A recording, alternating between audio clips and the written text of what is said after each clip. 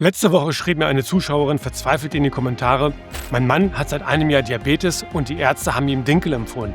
Dinkel bei Diabetes. Das ist, als würde man einem Ertrinkenden einen Betonklotz zuwerfen. Wenn du oder jemand in deinem Umfeld mit Diabetes kämpft und immer noch glaubt, dass Vollkorn, Haferflocken oder andere gesunde oder komplexe Kohlenhydrate die Lösung sind, dann ist dieses Video die wichtigste Viertelstunde deines Lebens. Denn ich zeige dir heute eine Ernährungsstrategie, mit der tausende Menschen ihren Typ-2-Diabetes komplett umgekehrt haben. Ohne teure Medikamente, ohne Hungern und ohne den ganzen Wahnsinn von Big Food und Big Pharma.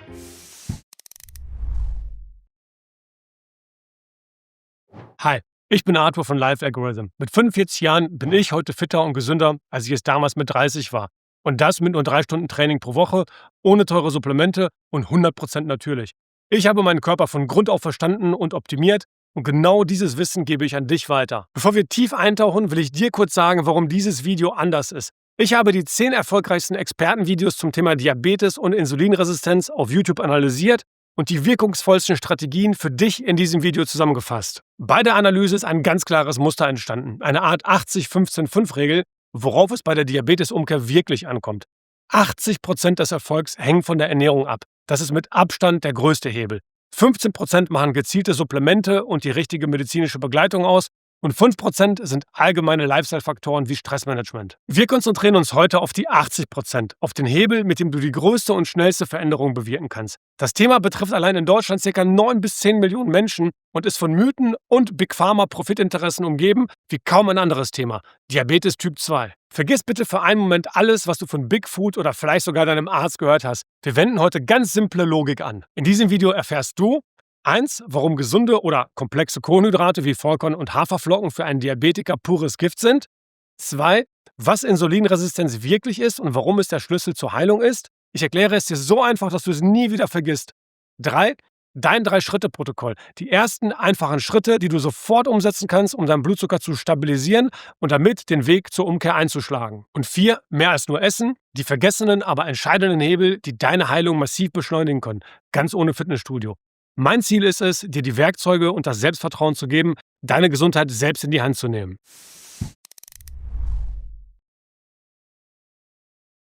Bevor wir tief eintauchen, lass uns kurz erklären, worüber wir eigentlich sprechen. Denn Diabetes ist nicht gleich Diabetes und das ist entscheidend. In diesem Video konzentrieren wir uns auf Typ-2-Diabetes, weil wir ihn in den meisten Fällen selbst in der Hand haben.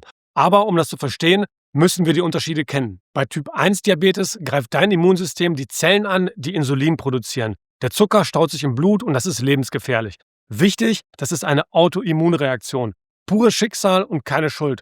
Normalerweise gilt das auch als unheilbar. Doch es gibt extrem seltene Fälle, die Hoffnung machen. Wie der von Johann zum Beispiel, der mit über 50 die Diagnose Diabetes Typ 1 bekam und heute durch einen radikalen Lebenswandel kein Insulin mehr spritzt. Das Video verlinke ich dir unten in der Videobeschreibung. Aber der entscheidende Punkt für jeden Typ 1 Diabetiker ist dieser hier. Du kannst mit der richtigen Ernährung deine benötigte Insulinmenge drastisch senken. Die Logik: weniger Zucker und Kohlenhydrate bedeuten weniger Blutzucker, was wiederum weniger Spritzen bedeutet. Das allein ist ein riesiger Gewinn an Lebensqualität. Kommen wir zu Typ-2-Diabetes. Das betrifft über 90% aller Diabetesfälle. Und hier liegt der Schlüssel. Das Problem ist nicht fehlendes Insulin, sondern dass deine Zellen nicht mehr auf Insulin reagieren. Das nennt man Insulinresistenz. Stell es dir so vor: Deine Zellen wurden über Jahre mit Zucker so überflutet, dass sie einfach dicht machen. Um das auszugleichen, muss deine Bauchspeicheldrüse jahrelang die doppelte oder dreifache Menge an Insulin produzieren. Das ist wirklich eine chronische Überlastung. Irgendwann führt dieser Dauerstress dazu, dass die insulinproduzierenden Zellen verschleißen und ihre Funktion nachlässt. Die Insulinproduktion sinkt, zusätzlich zur Resistenz. Die Ursache für diesen Prozess ist fast immer unser Lebensstil. Zu viel Zucker, zu viele Kohlenhydrate und zu wenig Bewegung. Aber das ist die beste Nachricht des Tages. Was hausgemacht ist, können wir auch selbst wieder reparieren. Wir können Typ-2-Diabetes umkehren und genau darum geht es heute. Dann noch ein kurzes Wort zu einem Begriff, der in Deutschland noch gar nicht wirklich geläufig ist: Typ-3-Diabetes. Ein neuer Begriff der Forschung für Alzheimer. Die Theorie dahinter ist eine Insulinresistenz direkt in unserem Gehirn. Die Zellen können Zucker nicht mehr als Treibstoff nutzen und sterben ab. Die Wissenschaft belegt das glasklar. Ein hoher Blutzucker ist ein massiver Risikofaktor für Alzheimer. Wer also bis ins hohe Alter kognitiv auf der Höhe bleiben möchte, sollte jetzt weiter ganz genau zuhören.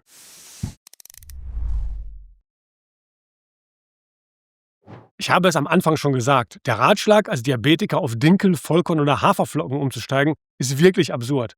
Stell dir vor, du bist über beide Ohren verschuldet. Und ein Finanzberater sagt, kein Problem, die Lösung ist, einfach einen neuen, noch größeren Kredit aufzunehmen. Niemand mit klarem Verstand würde das wirklich tun, oder? Denken wir logisch. Genau das passiert im Körper, wenn du Haferflocken, Dinkel oder anderes Getreide isst. Egal ob als Vollkorn oder Weißmehl. Du gibst deinem Körper noch mehr von dem Stoff, mit dem er ohnehin schon nicht klarkommt. Zucker. Du fütterst das Problem, anstatt es zu lösen.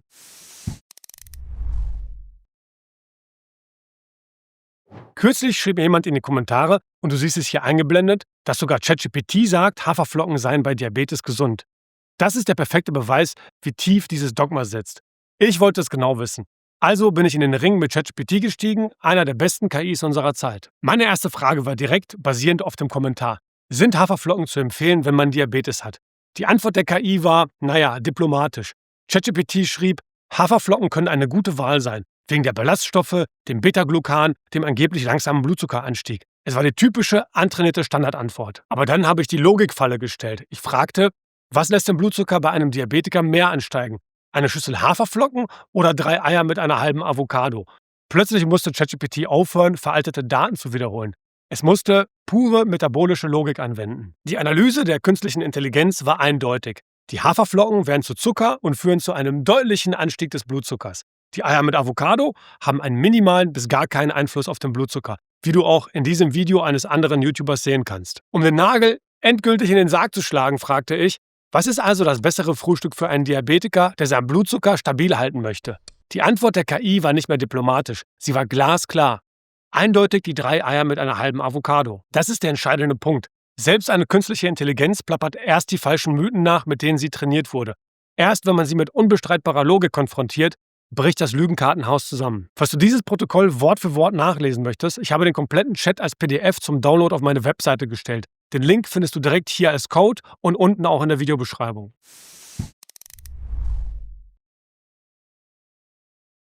Okay, wir wissen jetzt, dass Kohlenhydrate das Problem verschlimmern. Aber was ist die eigentliche Ursache? Die Ursache heißt Insulinresistenz. Und das ist der entscheidende Punkt. Diabetes Typ 2 fällt nicht vom Himmel. Es ist das Endstadium eines langen Prozesses, in dem sich meiner Schätzung nach ca. 30-50% aller Deutschen bereits befinden. Die meisten, ohne es zu wissen. Achte auf diese körperlichen Warnsignale. 1. Hartnäckiges Bauchfett, das einfach nicht weggeht. 2. Ständige Müdigkeit nach dem Essen, das klassische Fresskoma. 3. Ein unbändiger Heißhunger auf Süßes. Noch klarer wird es bei deinem Blutwerten. Du bist auf dem besten Weg zu Diabetes, wenn 1. Dein Langzeitblutzucker, der HbA1c, über 5,7% liegt.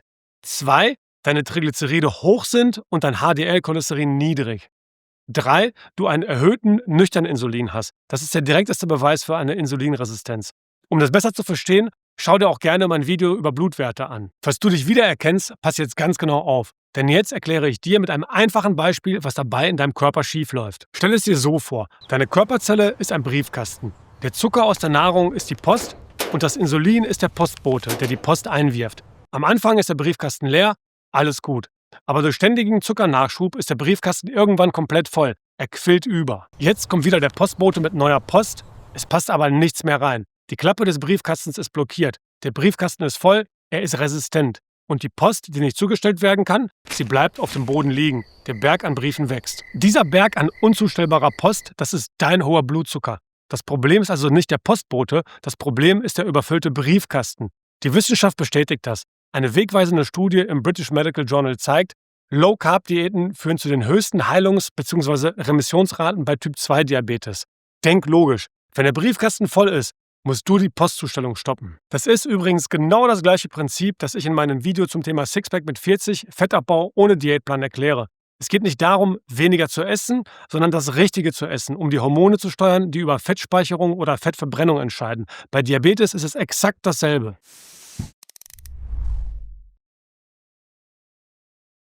Okay, genug der Theorie. Du willst wissen, was du jetzt konkret tun kannst.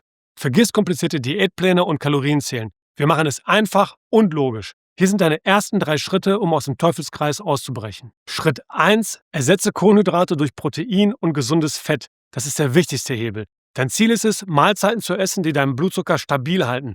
Statt Brot oder Müsli zum Frühstück isst Rührei mit Avocado, ein Omelett mit Gemüse oder griechischen Joghurt, die Vollfettvariante mit ein paar Beeren. Oder noch besser, schau dir mein Video zum Thema Frühstück an und hinterfrage, warum du überhaupt Frühstück isst. Statt Nudeln oder Reis zum Mittagessen, isst ein großes Stück Lachs mit einem riesigen Salat und Olivenöldressing oder ein Hähnchenschenkel mit Brokkoli in Butter geschwenkt. Statt Kartoffeln oder Brot zum Abendessen, mach dir eine Hackfleischpfanne mit viel Gemüse oder ein Steak mit grünen Bohnen. Du erkennst das Muster hoffentlich. Wir ersetzen die Blutzuckerbomben durch hochwertige Proteine und Fette. Die machen dich lange satt, liefern essentielle Nährstoffe und der Clou ist, sie lösen so gut wie keine Insulinreaktion aus. Dein Körper kann endlich zur Ruhe kommen. Wenn dieser simple Tausch für dich Sinn ergibt, dann gib dem Video jetzt einen Daumen nach oben. Das hilft dem Algorithmus, dieses wichtige Wissen an mehr Menschen auszuspielen. Falls du dich jetzt fragst, was du alles einkaufen sollst und was nicht, empfehle ich dir mein Video zum Thema Low Carb Supermarkt Guide. Wir wollen dem Postboten aber eine Pause gönnen. Wenn du Mahlzeiten isst, die reich an Protein und Fett sind, wirst du feststellen, dass du stundenlang satt und zufrieden bist. Der Heißhunger auf Süßes verschwindet oft schon nach wenigen Tagen. Lerne wieder auf deinen Körper zu hören. Iss 2 oder 3 richtige Mahlzeiten am Tag und isst dich dabei richtig satt. Ich persönlich esse nur 2 Mahlzeiten pro Tag, bei denen ich mich aber bewusst sehr satt esse, wie in meinem Video zum Thema Sixpack-Ernährung erklärt. Und dann Schritt 3, trinke Wasser und ungesüßten Tee. Das klingt banal, ist aber wirklich entscheidend. Jedes zuckerhaltige Getränk, Säfte, auch 100% Fruchtsaft, Limonaden, Eistee und ja, auch Smoothies sind ein direkter Schuss Zucker in deine Blutbahn. Ersetze sie konsequent durch Wasser, Sprudelwasser oder Kräutertee und sei nicht dieser Typ hier.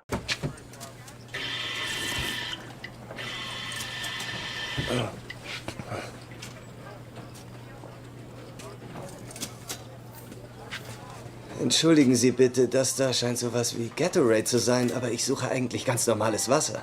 Wasser? Ja. Du meinst wie das im Klo? Wozu? Oh, ich will es trinken.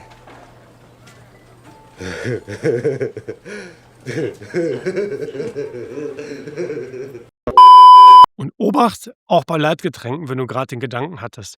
Neue Erkenntnisse zeigen, auch wenn Cola Light oder Zero keinen Zucker enthalten und deinen Blutzucker nicht beeinflussen, kann der süße Geschmack dennoch eine Insulinreaktion auslösen. Dein Körper erwartet Zucker und reagiert. Also Finger weg. Und dein Kaffee am Morgen, trink ihn schwarz. Oder mit Zutaten, die den Blutzucker nicht beeinflussen, wie zum Beispiel MCT-Öl oder Weidebutter. Der klassische Bulletproof Coffee. Ein fantastisches Buch, das die wissenschaftlichen Hintergründe dieser Ernährungsweise brillant erklärt, ist Dumm wie Brot von Dr. Williams Davis. Er zeigt detailliert auf, wie modernes Getreide unsere Gesundheit ruiniert. Es ist eine Offenbarung für jeden, der die Wahrheit verstehen will.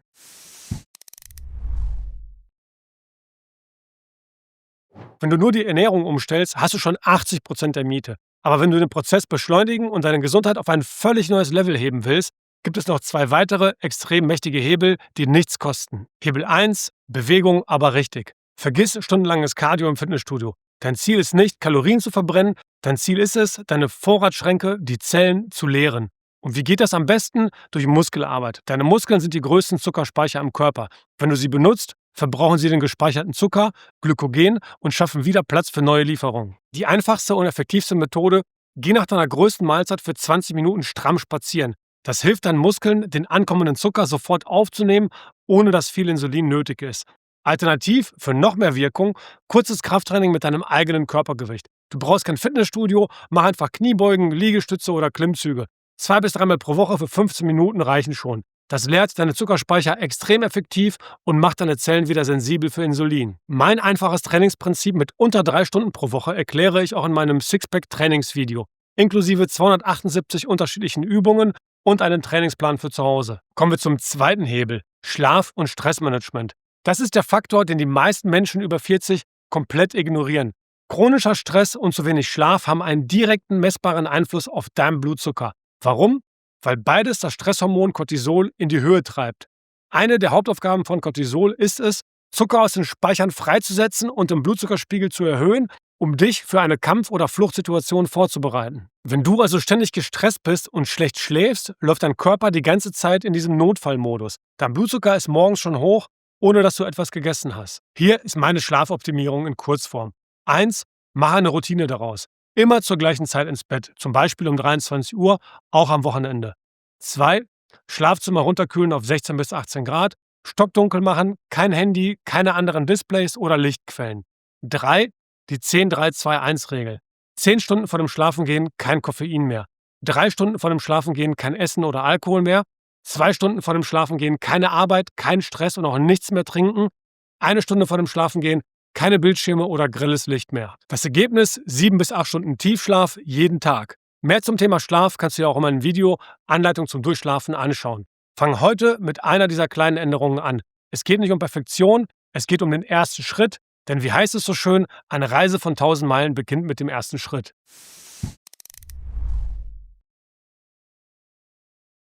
Fassen wir die wichtigsten Punkte noch einmal ganz klar zusammen.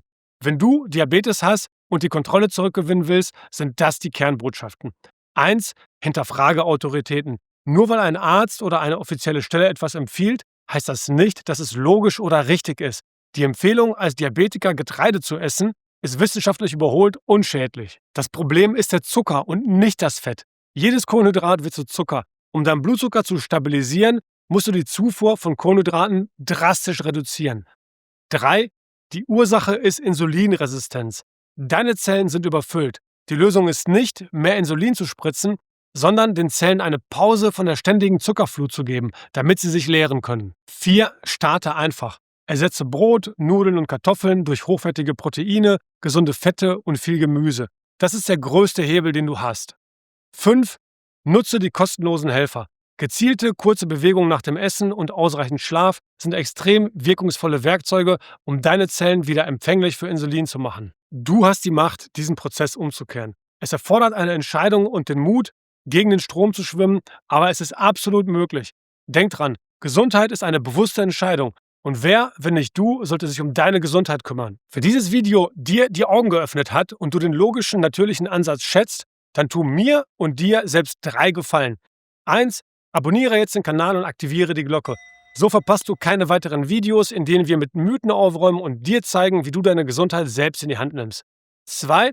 Schreib mir jetzt unten in die Kommentare, was ist der eine Gedanke oder die eine Erkenntnis, die du aus diesem Video mitnimmst? Ich lese jeden einzelnen Kommentar und beantworte jede Frage. 3. Teile dieses Video. Du kennst garantiert jemanden, der mit Diabetes kämpft, verunsichert ist oder dem auch sein Arzt Dinkel empfohlen hat.